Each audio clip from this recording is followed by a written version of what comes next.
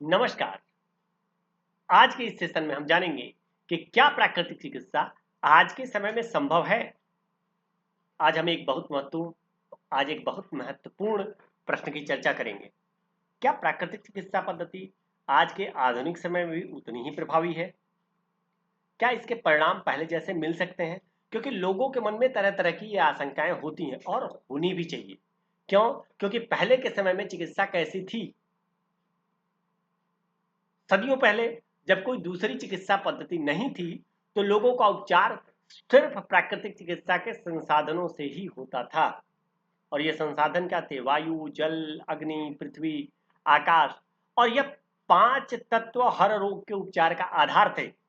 उसमें इनका प्रभाव पूरी शक्ति के साथ दिखाई देता था। तो जो शक्ति पहले थी, क्या आज भी इसका प्रभाव वैसा ही है?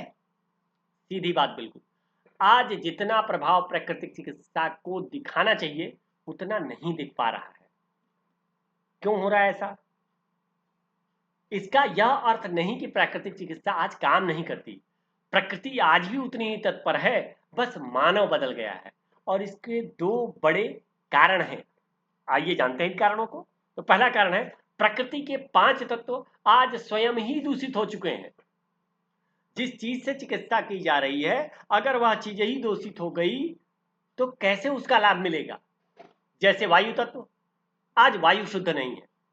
प्राणायाम के लिए अगर हम लंबी सांस लेने की सलाह देते हैं, लेकिन आज हवा इतनी दूषित है कि जितनी ज्यादा सांस लेंगे उतना ज्यादा प्रदूषण अंदर जाएगा। जल तत्व की बात कर लें, पहले हम अमृत और आज केमिकल को छान के गुजारा कर रहे हैं।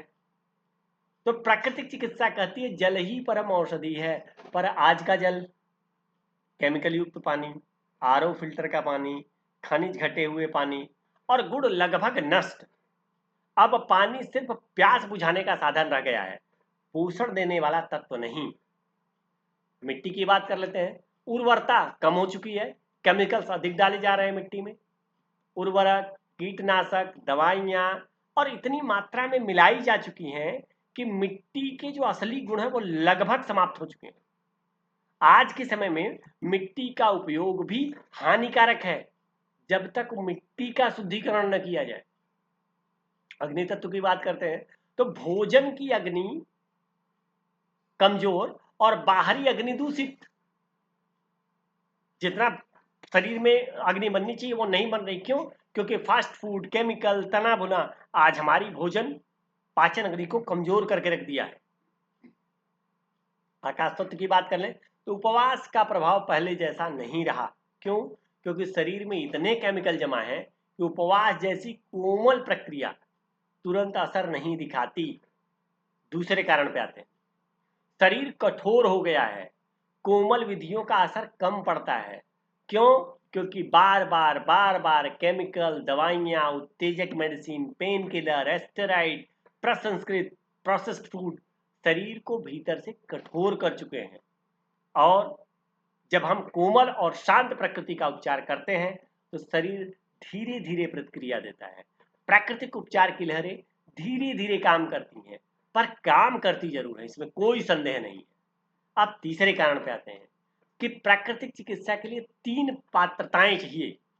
बिना इन पात्रताओं के प्राकृतिक चिकित्सा संभव नहीं है। तो आज इन तीनों की सबसे अधिक कमी है। पहला, कोई समय नहीं देना चाहता। प्राकृतिक चिकित्सा में समय लगता है। दूसरा, यह गोली खाने वाली तुरंत असर करने वाली चिकित्सा नहीं है। अब इसमें आते हैं धैर्य चाहिए। शरीर को ठीक होने के लिए समय देना पड़ता है, जो लोगों के पास नहीं है। सहनशीलता, हाई जो क्राइसिस चल रही है, उभार चिकित्सा।